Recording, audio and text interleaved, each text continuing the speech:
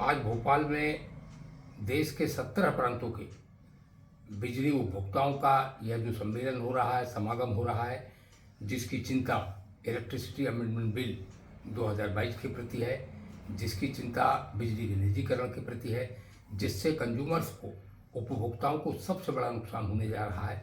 ऐसे सम्मेलन के आयोजक कॉमरेड समर सिन्हा जी और जो भी इसकी टीम में हैं, उनके सब के प्रति मैं सबसे पहले धन्यवाद ज्ञापित करता हूँ। आज मैं भोपाल में आपके बीच में नहीं आ पाया हूँ। मुझे इस सम्मेलन का उद्घाटन करना था, लेकिन मुझे दुख है कि मैं नहीं आ पा रहा हूँ, क्योंकि उत्तर प्रदेश में जिस प्रकार से एक सफल हड़ताल के बाद बिजली कर्मियों का दमन किया जा रहा है, दमन इस उद्देश्य से किया जा रहा है जिससे बिजली कर्मी निजीकरण के खिलाफ आने वाले समय में अपनी आवाज़ न उठा पाए, उस कारण से उत्तर प्रदेश में इस समय मैं फंसा हुआ हूँ। मैं आपसे माफ़ी चाहता हूँ। बहुत संक्षेप में, इलेक्ट्रिसिटी अमेंडमेंट बिल 2022 के जरिए, स्टैंडर्ड बिडिंग डॉक्यूमेंट जो जारी किया गया है उसके जरिए, और आए दिन इलेक्ट्रिसिटी अमेंडमेंट रूल्स जो जारी किए जा रहे हैं उसके जरिए जिस प्रकार से बिजली के निजी क्षेत्र की कोशिश हो रही है, जिस प्रकार से उपभोक्ताओं को घेरने की कोशिश हो रही है, उस संदर्भ में मैं सूत्र रूप में कुछ बातें आपके सामने रखना चाहता हूँ। इलेक्ट्रिसिटी अमेंडमेंट बिल 2022 के जरिए यह बिजली के निजीकरण का मसौदा है, एक डॉक्यूमेंट है for complete privatisation of the power sector. मज़ेदार बात यह है कि इंफ्रास्ट्रक्चर गवर्नमेंट की कंपनी के पास होगा। इंफ्रास्ट्रक्चर का जो रिनोवेशन होगा, मॉडर्नाइजेशन होगा, कैपेसिटी एडिशन होगा, स्ट्रेंथनिंग होगी, वो सब पर धनराशि गवर्नमेंट की कंपनी खर्च करेगी और प्राइवेट कंपनियां इसका इस्तेमाल करने की उनको स्वतंत्रता होगी। प्राइवेट कंपनियां चेरी पिकिंग करेंगी। चेरी पिकिंग का अर्थ है कि बिजली में दो प्रकार के कंज्यूमर होते हैं। एक ऐसे कंज्यूमर होते हैं जिनको लागत से कम मूल्य पर बिजली मिलती है, जिसे सब्सिडी कहते हैं, सब्सिडाइज्ड कंज्यूमर। एक ऐसे कंज्यूमर होते हैं जिन्हें लागत से थोड़ा अधिक मूल्य पर बिजली दी जाती है, जैसे इंडस्ट्रियल कंज्यूमर, कमर्शियल कंज्यूमर। मैं यहाँ खास करके आम उपभोक्ताओं की बात कर रहा हूँ जो मूलतया सब्सिडाइज्ड कंज्यूमर्स हैं। तो ऐसे कंज्यूमर्स को बिजली देने के लिए जहाँ घाटे का सौदा है, कोई प्राइवेट कंपनी नहीं आएगी। प्राइवेट कंपनियाँ हमारा नेटवर्क इस्तेमाल करेंगी, चेरी पिकिंग करेंगी, केवल मुनाफे वाले क्षेत्र में बिजली बेचेंगी। उसका परिणाम यह होगा कि गवर्नमेंट के discom, by default government discoms will become the loss making company, और फिर उसके बाद न उनके पास बिजली खरीदने के लिए पैसा होगा, न उपभोक्ताओं को बिजली देने के लिए पैसा होगा।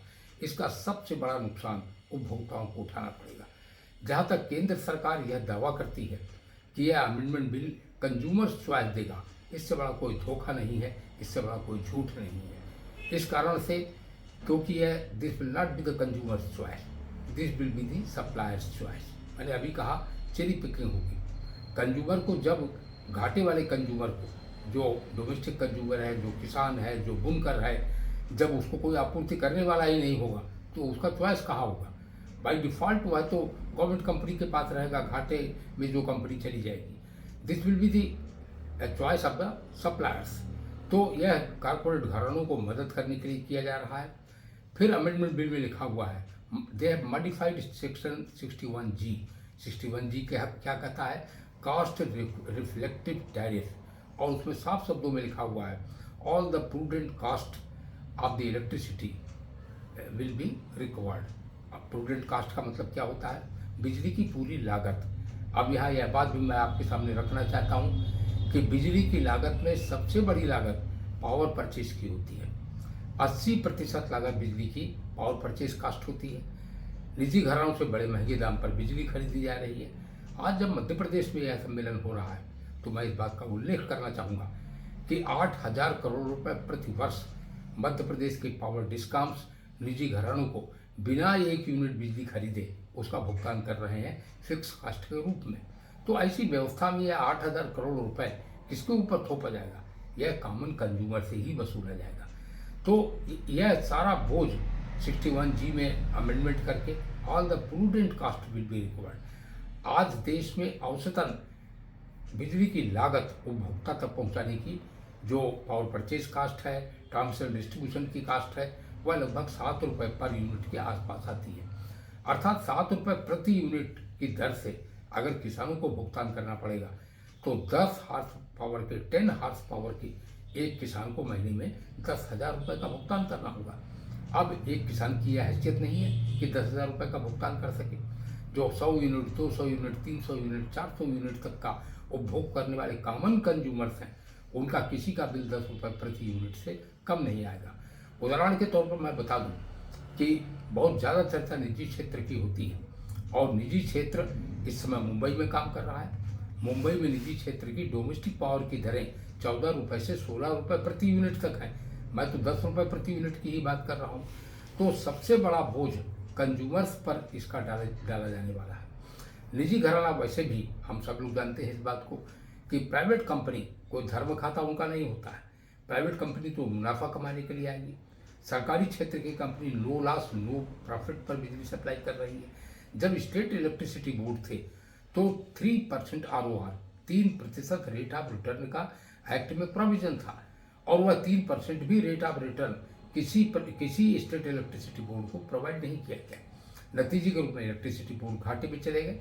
लेकिन इलेक्ट्रिसिटी बोर्ड्स ने जो कॉमन कंज्यूमर को बिजली दिया, अगर मैं कहूँ तो इसमें ज़रा सी भी अतिशयोक्ति नहीं होगी कि आज खाद्यान्न के मामले में अगर भारत आत्मनिर्भर है तो इसमें किसान का पसीना है, उसकी बड़ी भूमिका है। लेकिन किसान के पसीने के साथ अगर दूसरे नंबर पर किसी की सबसे बड़ी भूमिका है तो वह इलेक्ट्रिसिटी बोर्ड्स की भूमिका है, वह बिजली की भूमिका है। बिजली ने किसान का काम आसान किया है, और वही बिजली आज किसान की पहुंच से खींच ली जाएगी, वही बिजली आज आम उपभोक्ताओं की पहुंच से खींच ली जाएगी।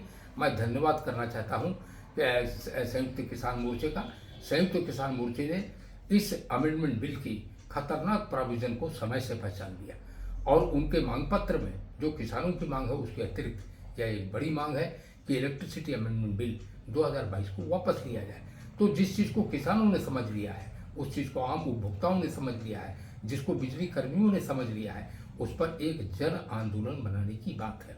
लंबा वीडियो मैं इसलिए नहीं आपके पास भेज रहा हूँ क्योंकि उसमें दिक्कत आती है। मैं अपनी बात को समाप्त करना चाहता हूँ। यह संघर्ष जिसके कारण से आज देश के 17 प्रांतों के पावर कंज्यूमर्स यहाँ पर इकट्ठे हुए हैं, यह आम जनता का संघर्ष है। और हमने एक नारा दिया है, save power sector, save India. Power sector बचाओ, भारत बचाओ। मैं इसी नारे के साथ आपसे अपील करूंगा कि यद्यपि इस सम्मेलन में मैं नहीं आ पाया हूं, सशरीर मैं आपके बीच में उपस्थित नहीं हूं, लेकिन मेरा हृदय वहीं है, मेरी आत्मा वहीं है। तो इस नारे के साथ पावर सेक्टर बचाओ, भारत बचाओ, इनकलाब जिंदाबाद, इनकलाब जिंदाबाद।